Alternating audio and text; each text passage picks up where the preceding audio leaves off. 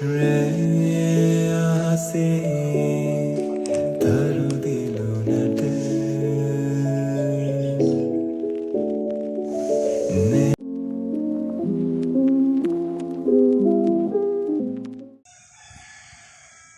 Hello everyone, welcome back to my YouTube channel. ඔයාව මගේ channel එකට ආදරෙන් පිළිගන්නවා.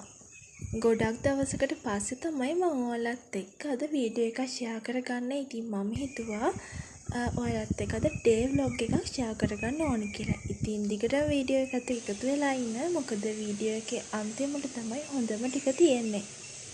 සේරටම කලින් මම මගේ ස්කින් කෑර් රූටීන් එකත් ඉවර කරගෙන උදේට කෑමත් කාලා අද දවසේ ඉතුරු වැඩ ටික පටන් ගන්න තමයි මම දැන් ලෑස්ති වෙන්නේ. අද උදේට තියෙන්නේ මං අවසම කෑමක්.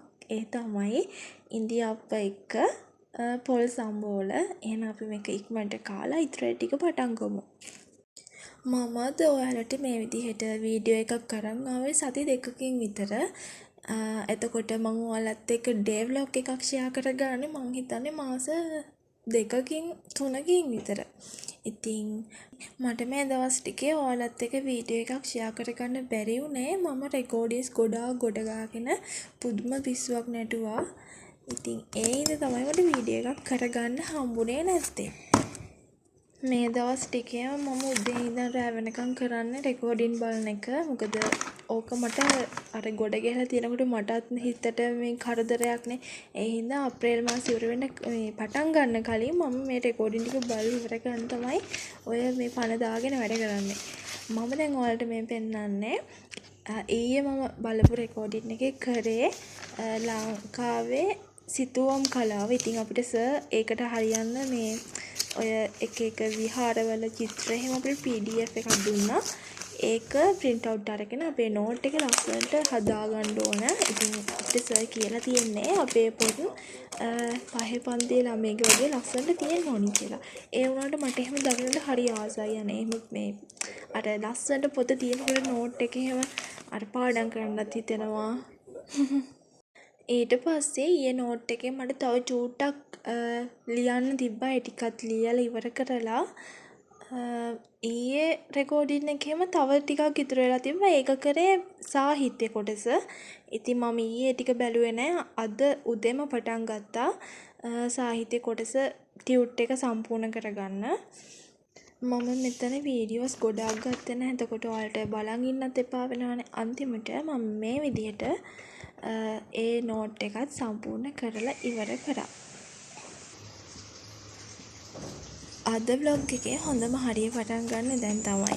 මම දැන් ලෑස්ති වෙන්නේ ජෙලටින් පාවිච්චි කරලා ෆේස් මාස්ක් එකක් හදාගන්න. මම දැක්ක ගොඩක් අය මේක හදලා පාවිච්චි කරනවා. එහෙනම් අපි මේක හදලා try කරලා බලමු. මේකෙන් අපේ මූණේ තියෙන black heads, white heads ඒකට unwanted hair remove කරගන්න පුළුවන්ද කියලා. මේ ෆේස් මාස්ක් එක හදන්න ඔයාලට ඕන වෙන්නේ ජෙලටින් පැකට් එකකුයි, කෝපි කුඩු ටිකකුයි, උණු වතුර ටිකකුයි විතරයි. මට කෝපි කුඩු තිබුණේ නැති නිසා මම තේ කුඩු ටිකක් අරගත්තා. ඔයා මුලින්ම කරන්න ඕනි තෙත චුට්ටක්වත් නැති හොඳට වේලිච්ච භාජනයක් අරගෙන ඒකට ඔයාට ඇති ප්‍රමාණයට ජෙලටින් දාගන්න එක. ඒකටම ජෙලටින් වලට වඩා අඩු ප්‍රමාණයක් කෝපි කුඩු දාගන්න ඕනේ. ඊට පස්සේ ටික හොඳට කලවම් කරලා තමයි අපි උණු වතුර ටික ටික එකතු කරලා මේක හොඳට දිය කරගන්න ඕනේ. මේක නිමිච්ච උණු වතුර දාන්නත් එපා. හොඳට පැහිච්ච උණු වතුර ටිකක් දාගන්න. එතකොට තමයි මේක හොඳට දිය වෙන්නේ. මම ඔයාලට මේක එන්න ඕනි පදම පෙන්නන්නම්. ඒ ගන්න ඔයාලත් හදාගන්න. මෙන්න මේ විදිහට උකුත් නැති ගොඩක් දියාරුත් නැති පදමට මේක ඔයා හදාගන්න ඕනි. ඊගාවට ඔයා පාවිච්චි කරන ක්ලෙන්ස් එකකින් හරි ෆේස් වොෂ් එකකින් හරි ඔයාගේ මුණ හොඳට පිරිසිදු කරගෙන උණු වතුර ටිකක් අරගෙන මෙන්න මේ විදිහට කරන්න ඕනි. එහෙමත් නැත්නම් ඔයාට ඔයාගේ මුණ හොඳට ස්ටීම් කරන්නත් පුළුවන්. ඊට පස්සේ තමයි අපි අර හදාගත්ත ෆේස් මාස්ක් එක මුණට ඇප්ලයි කරන්න ඕනි. ඔයාට තියෙන්නේ ඇක්නි පිම්පල්ස් තියෙන ස්කින් එකක් නම් ඔයා කීයටවත් මේක ගන්න හිතන්න එපා. මොකද ඒකෙන් ඔයාගේ තියෙන පිම්පල්ස් කැඩිලා තුවාල වෙන්න පුළුවන්. තව දෙයක් තමයි ඔයා මේක හදලා තියලා ගිහිල්ලා ඔයාගේ මූණ සෝදන්න එපා. මොකද මට එහෙම වුණා. මම මේක හදලා තියලා තමයි ගියේ මූණ සෝදාගෙන එන්න. එනකොට මේක හොඳටම ගල් වෙලා අර ජෙලි එකක් වගේ වෙලා. ඉතින් මම ආයේ ඒ ටික අයින් කරලා වෙන ටිකක් තමයි අදාගෙන මගේ අතින් ජෙලටින් ටිකක් වැඩි වුණා. මම හිතාගෙනත් හිටියේ නහය උඩටයි නිකට හරියටයි විතරක් මේ මාස්ක් එක දාන්න. ඒ වුණාට මේ ජෙලටින් වැඩි වෙලා මේක ලොකු ප්‍රමාණයක් වෙච්ච හින්දා තමයි මම මේ හරියටත් දාගත්තේ. මේකට ඔයා මේ මාස්ක් එක හදලා ඉතුරු වුණොත් උණු වතුර ටිකක් දාලා මේක ආයි දිය කරගෙන ඔයාට ආයි පාවිච්චි කරන්න පුළුවන්. ඊළඟට මට බෑ ආයි දාන්න මේක.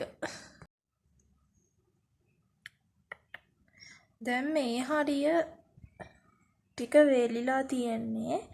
මේ කම්මුල හරිය ඒ ටික නහය උඩ ටිකයි තව වේලෙන්න ඕනේ. මට මේ වගේ දෙයක් මූණට දාපුවාම මේකේ අන්තිම රිසල්ට් එක බලනකම් ඉවසිල්ලක් නැහැ. මං හිතනවා ඔයාලටත් එහෙම වෙන්නේ නැති කියලා. මට දැන් මේක වේලෙනකම් ඉවසිල්ලක් නැතුව ඉන්න මේක ගලවන්න. තාම වේදිලා නැහැ ටික මේ හරිය. මේක වේලුණාට පස්සේ අපි මේක හැමීට ගලවගමු.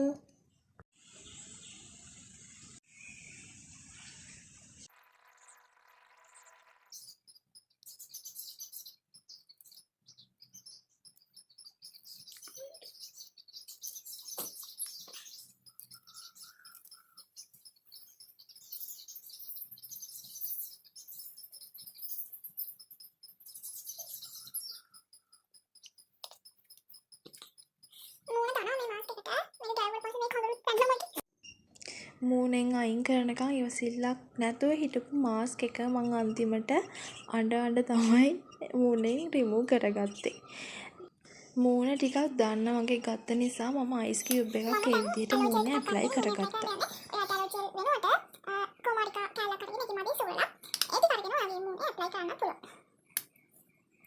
මාස්ක් එක දැම්මට පස්සේ මගේ මූණේ තිබ්බ මගේ ගොඩක්ම තිබ්බ වයිට් හෙඩ්ස් ඉතින් ඒ ඔක්කොම රිමූව් වෙලා තියෙනවා. ඒකට ලොකුම ප්‍රශ්නේ තමයි මේක දානවා මූණ.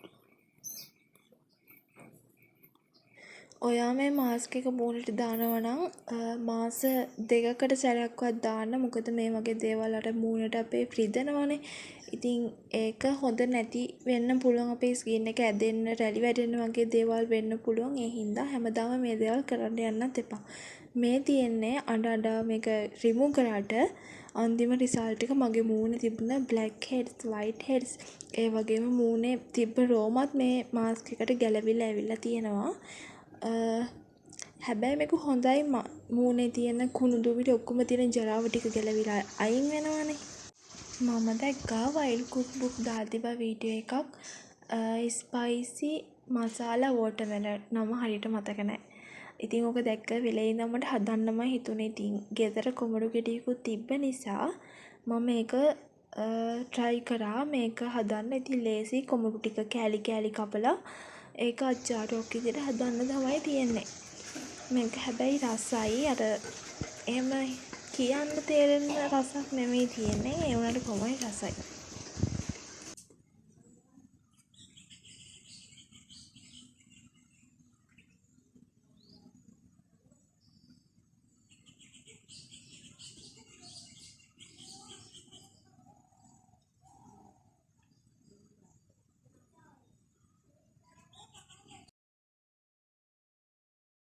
ඉතින් ඔය විදිහට තමයි මගේ අද දවස ගෙවිලා ඉවර වුණේ. තවත් ලස්සන වීඩියෝ එකක් මං අරන් ආයෙත් එන්නම්. ඔයාලට ඊළඟ වීඩියෝ එක මොකක්ද ඕනි කියලා මට කමෙන්ට් එකකුත් දාන්න යන්න. ඉතින් thank you so much video එක ඉවර වෙනකම් බලන් හිටියට. එහෙනම් තවත් අලුත් වීඩියෝ එකක් කරන් ඉක්මනින් එන්නම්. bye.